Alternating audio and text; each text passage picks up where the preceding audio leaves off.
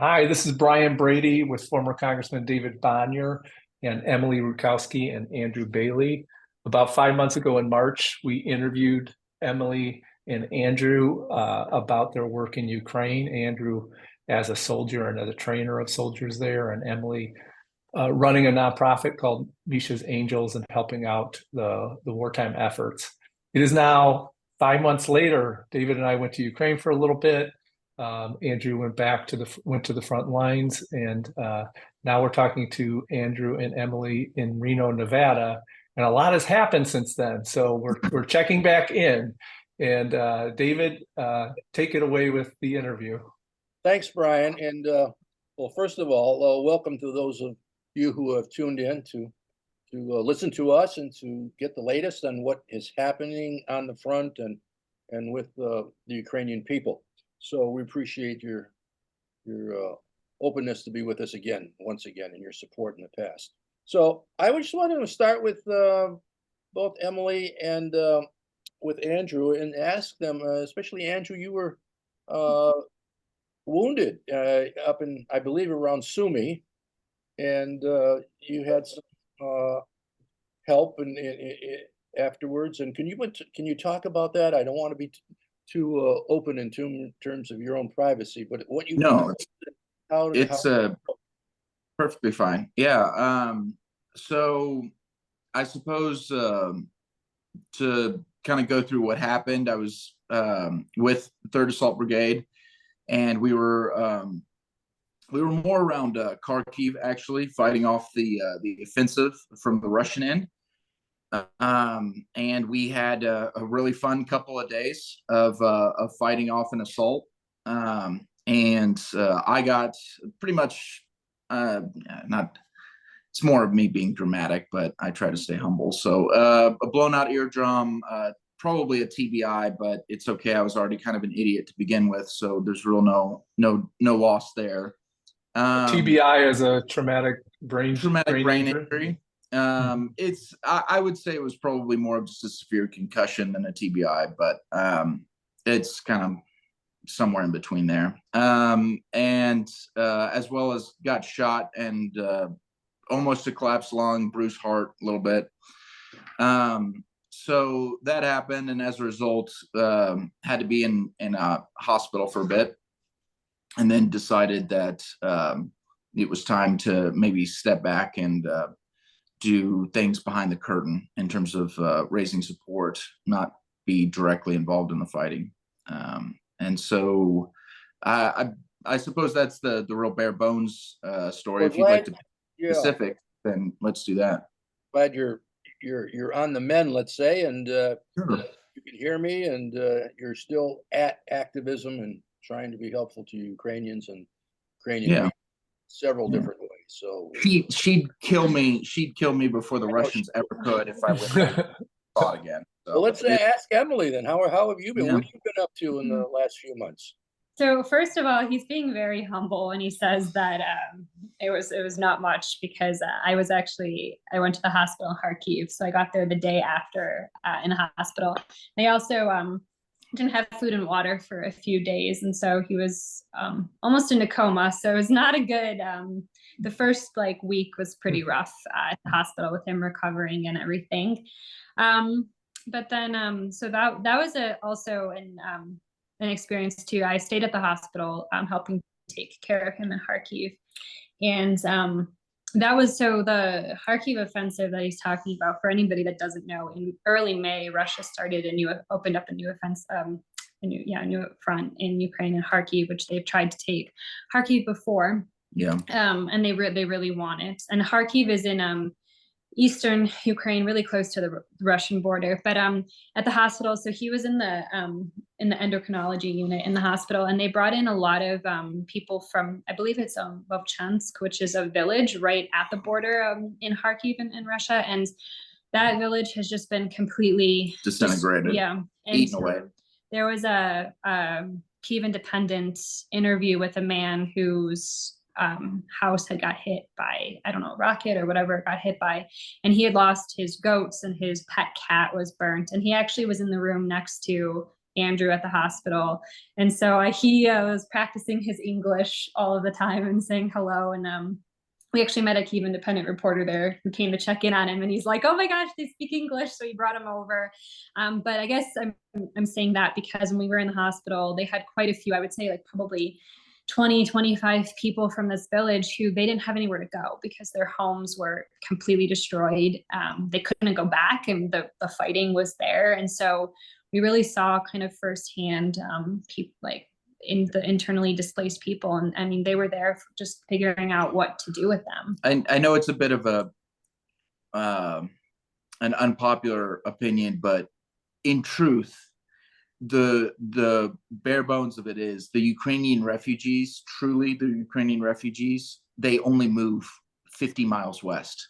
There's the ones that left Ukraine had a pocketbook and had some savings and a family member in the States. The Ukrainian refugees which are the majority of them, who are not only suffering as a result, but also putting a strain on Ukraine.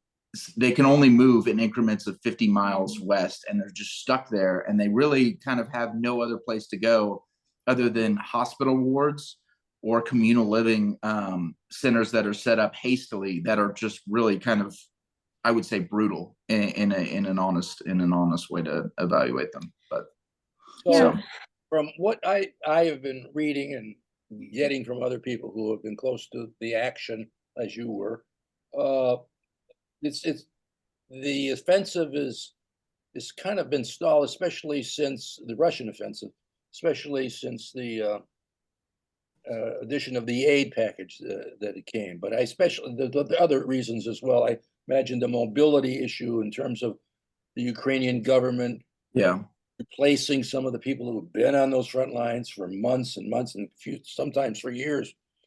That's made a difference as well. So go ahead. I'm sorry. I will honestly say, and take this with a grain of salt, because in combat situations, what you experience, what you witness is fairly unreliable because you're pumped full of so much adrenaline and you're, in a chaotic situation. So firsthand testimony isn't always sometimes the best. But what I can tell you is that from what I saw Western munitions being implemented. So airburst artillery rounds are rounds that pretty much go over a target, blow up, and then they shrapnel out to cover a large area. It's essentially 21st century grape shot if you're a history nerd like I am. And it is the best thing you can have on your side. And that was implemented during this counteroffensive. So to kind of give faith to viewers that Western munitions, now that the aid package has been put through and is now in the works of getting munitions and supplies to the front line, it's happening because I saw it. And my position was stormed with probably, I would say, close to 200 people. Well, people's a bit generous of a term, 200 Russians over the course of 3 days. And those airburst munitions, it saved our lives, saved us from being overwhelmed. I will say that I'm not seeing a lot of people being pulled off the line or relieved who aren't wounded. Mm-hmm. The only chance you're getting to get, rotated to a safer position, rotated from a combat unit to maybe an administrative unit for a bit of a break, that's not happening. Your only way out is body bag or missing some meat.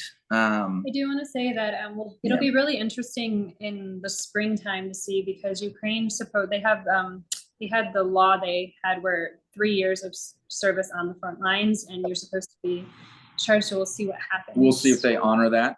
There's a lot of training going on and a lot of recruiting happening now, and they changed the law, of course. So hopefully there will be some relief for those who have been there for a long time.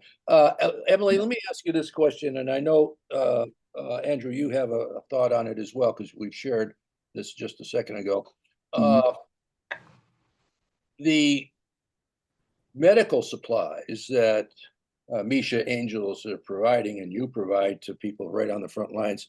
You tell me the story about the fellow who was lost an arm in the battle, and but the tourniquet that was available made a significant difference. in terms of saving his life? I actually think Andrew can tell the story better because he was there. So just to give a little bit of a backstory, we thanks to a lot of your friends, probably who watched the earlier interview, we were able to buy quite a few IFACs, and we gave about 25 of them to Andrew's unit. And so the IFAC. And what IFACs are again for people? Yeah, just as a brief recap, it's the individual first aid kit, and it's designed to stop bleeding. And so one of the main items in it is the tourniquet. And I don't have an IFAC here because we sent them all out in Ukraine, but the tourniquet is applied to the limbs to stop bleeding. So we sent a bunch with him when he went out, and so I will let him. Sure. Okay. I won't give out his name because I don't have his permission to share it. But he was a soldier I served with. Great guy, 18 years old, fresh out of school, joined up. We were on position, fighting off the offensive from the Russians. And it was, I think it was day 3 at that position. And they had, okay, well, since I've been, scolded for being a bit too humble, I was really teaching them a lesson with the as a designated marksman. And so they had gotten to the point where they were like, holy shit, numbers are down. So they called up basically a sniper of their own to hunt me. They managed to shoot me in the chest, but it didn't really put me out of action. But he was already in a position to basically fire on some other soldiers who were there. And he was a good shot. I'll give him that. And he managed to get this soldier. He hit him in the hand. And I don't know if you know the caliber 308. It's a pretty big round. It's used for hunting large game, so it's got a lot of power behind it. It managed to hit him in the hand and travel up his forearm. And when I tell you it looked like hamburger meat, it looked like hamburger meat. And so using the tourniquet that was in the IFAC, we managed to put it on his upper arm and then bandage and triage the wound. And then we were able to get him medevac from position to a holding point. And then we had to basically wait until the next day in order to medevac him. Now, he did lose the arm, which is very common because of how long it takes to medevac casualties in that situation. But he would have been dead. He would have just bled out if it wasn't for the tourniquet. The tourniquet, yeah. Did he have any medicine to relieve the pain? Oh, no.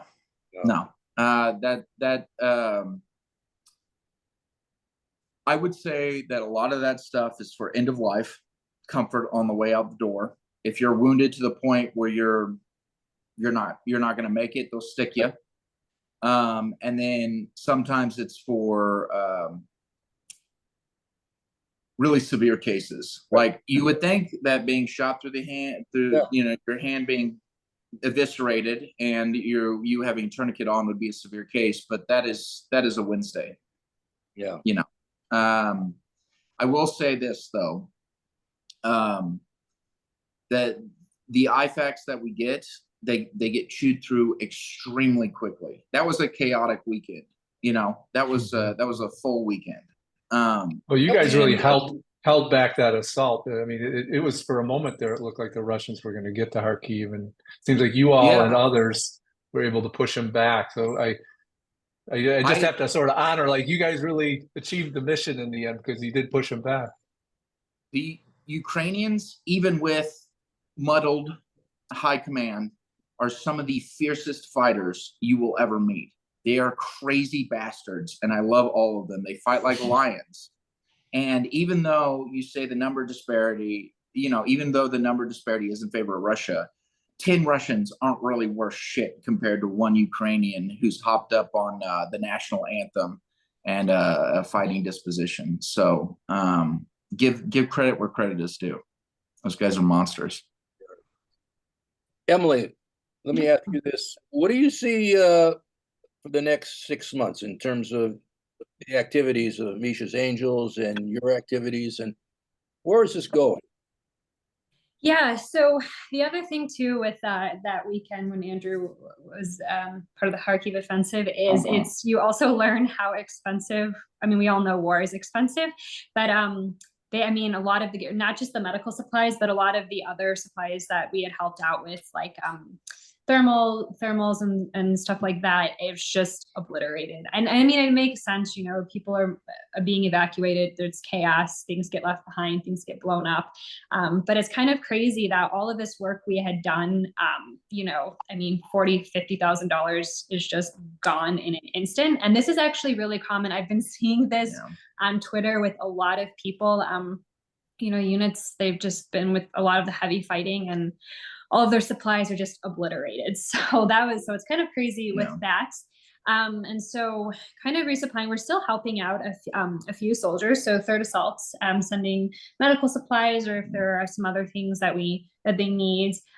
We talked, I think, last time too about Anatoly in Sumy. And Sumy is also in eastern Ukraine, bordering Russia. And his village actually, since March, it's been attacked by Russia every single day, and they've evacuated civilians out of the village. So his unit, and because they are a territorial defense unit, they are only paid $50 a month. And so they needed some help with clothing, and they needed like t-shirts and stuff, because it's really, really hot in especially in eastern Ukraine right now, and there's no AC. Even in the cities with the power, there's no AC, so they can't really go in anywhere. So they kind of just burn through t-shirts. And when t-shirts are, you know, $10, it's like, oh, why do they need help with a $10 t-shirt? They're only paid $50 a month. So getting them some clothing would really help out. So working on that. But they smell great. We have another friend. Touch on the energy thing too, power. Oh yes, the power. So just to kind of give kind of a recap. So Russia has been targeting Ukraine's energy infrastructure for quite a while, and people were worried in the like last winter that they might attack, but it was relatively quiet. And so the winter, there was power, there was heat and everything. But this summer, it's kind of been really straining the power grid with all of the attacks over pretty much the spring and early summer, and then with the AC on. So the cities are seeing rolling blackouts. And so a lot of people only have energy for maybe 4 to 6 hours a day. And this really impacts a lot of things. Medicine. I had a friend, her husband they were older, and I think he was in his late 80s, but he was on I forgot what kind of something for his heart. And this was back at the beginning of the full scale invasion. And so without power, taking care of him and at home was very, very difficult. But it impacts, so medicine, food spoil, you can't really cook. And so it's really impacting a lot of things. And the other thing too, Ukraine's not really handicap friendly, and a lot of the old Soviet Union buildings, 4 or 5 floors up. And so elderly people have to walk up all of that. And in the bigger buildings, so I was in a skyrise, I was on the 26th floor. And so I can't imagine that without power, it would not be a pleasant walk up there. And the other thing too is, there were like elderly people who lived in that building as well on the higher floors, and there's air raid sirens at night and everything. So how do you get them up and down? You're kind of just stuck there and hope that you don't get hit. So the energy, we have another friend, he's actually American. When he joined with the Ukrainian unit, he's a good friend of ours, and they need a Starlink, which is the tree internet. stump? Oh, tree stump. Okay, all right. He likes to be anonymous. He's a really good guy, and his unit needs a Starlink so they can communicate when they're out there in the field. And just to clarify, it's not to peruse Facebook or Instagram. The communication aspect is when you're working in a unit, like a small team of, let's say, 12, you will use radios. In the West, that technology is encrypted, so it's secure. Ukraine, Western tactics require Western GDP. And I think that it's important to illustrate that Wi-Fi, internet, there are encrypted apps, like, for instance, WhatsApp is a good one, in which it stays safe and the data is only there for 24 hours when it's wiped. So as a workaround of not having the equipment that they need to stay secure or have orders uncompromised, they use those applications on their phone, but they require Wi-Fi. So Starlink is one of those things that might seem like a luxury, but in reality, it's a necessity to run the logistics and also the operational orders and to keep lines of communication effective and open. Sorry to butt in, but I just feel Very like good explanation. Yeah. I didn't know that myself. So so the power, we got the fall coming, winter right behind it. They don't pause very much over there in Ukraine and Russia for the weather. It moves quickly. And so what can we do with Misha's Angels in terms of helping out in that area of power? I know there's a need for generators, and especially with the power grids under such stress right now. But what other things can be done in terms of helping on the energy piece for individuals as well as the combatants? So yeah, and so I think so. We've actually been asking our friends to like, let's start thinking about winter now. I mean, I know they're very concerned on like the now, but it's like if we're going to need generators, the time to sort of get all of that winter gear is now before it's all picked over. For regular people too. So I have a couple friends. They're British, and they were in Kharkiv, and they helped us out quite a lot when Andrew was in the hospital there. And my friend, the man, he works at it's essentially a nursing home. And nursing homes aren't really big in Ukraine. And for anybody that's dealt with a nursing home in the States, I'm sure you can imagine what they are like in Ukraine. So these are people that they don't have families, they don't really have anybody. And so he volunteers there, and I know that they'll be preparing for winter and generators. So if anybody is interested in helping elderly there, we'll be happy to help him as well. Yeah. So I think one big thing that gets overlooked is tires. Yeah. So there's, Ukraine is ubiquitous for mud, and it makes logistics very difficult. So pretty much every unit has a couple of cars that they run that are maybe not just as vital, but important in their own right compared to the BMPs and the armored or the fighting vehicles. These vehicles, their tires have to be switched to winter tires, and also Ukraine is the roads are bumpy, so tires don't have a very long life expectancy. Makes perfect sense why every car suspension in Ukraine is absolute shit. But most of these guys they don't have a tire fund. They don't have they can't buy a surplus of tires, keep it in summer in some garage, and then make the switch. They're just constantly chewing through tires, and it's always a frantic, oh shit, car number 3 has a flat. Now we have to scramble to get a new tire put on. So one thing that could be good for winter would be units that we know. How many cars do you have? How many cars that are running that you use every day? So you're going to need what? Okay, you have 2. You're going to need 8 tires of decent winter tires that are going to be able to get you through, and maybe a spare if we can swing that. So, and our friend Tree Stump, he's got a car that's very vital. He's part of a mortar team. And essentially in a mortar team, you have this big weapon system that you truck out to a position that's close, and then you fire off a couple rounds. You throw the weapon system into the truck, and then you scoot before they can triangulate where you shot. Their car has a bad fuel pump, I think, or something like that. So maybe starting looking at homegrown car repair or homegrown fundraising efforts for small water pumps, fuel pumps, things like that can repair to keep these smaller assets up and running during the winter months, when a lot of the breakdowns happen due to the extreme temperature differences and climates and stress that are put on the vehicles. Okay, well, I think we've kind of covered a lot of areas, and one thing that I'd like Emily to do is if you could just move your hair a little bit so that my Detroit and Michigan friends see your Tiger jersey. That's really going to fire people up, although the Tigers haven't fired anybody up recently. But anyway, it's Michigan born and raised, all of us here, or most of us, and well, maybe just Emily and I actually. Yeah. But we're very proud of our where we're from and our teams. Anyway, Brian, you want to take it here, and then we can talk about the ending of this and get on with it. Yeah. No, I just, I want to thank both of you for your service. We got to see Emily up front in Kyiv, and all she did running around and driving to the front lines with materials. He's the star of the show. I'm just the knuckle dragger.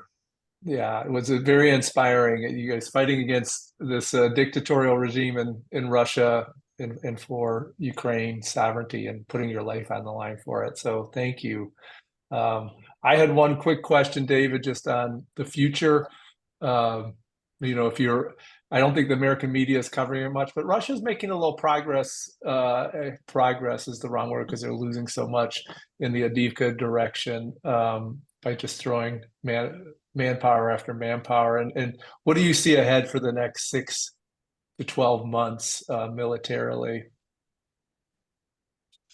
Wait, was that me? That was you. What? Oh, sorry. I've overruled David. I wanted to get one last question in, so before I wrap things up.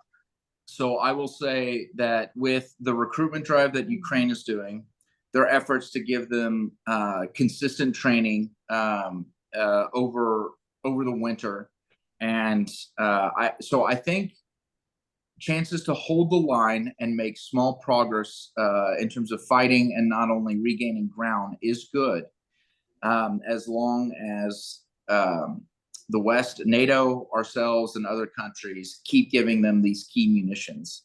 I think the chances for holding the line will be good, as well as making small progress in terms of gains and liberations. I will say that, I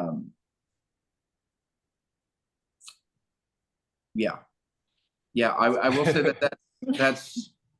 that's what's going to happen. So I will actually also say that, and especially in America, so as Andrew was saying, to keep supporting Ukraine, we have our own election coming up this November, and that will be crucial for Ukraine.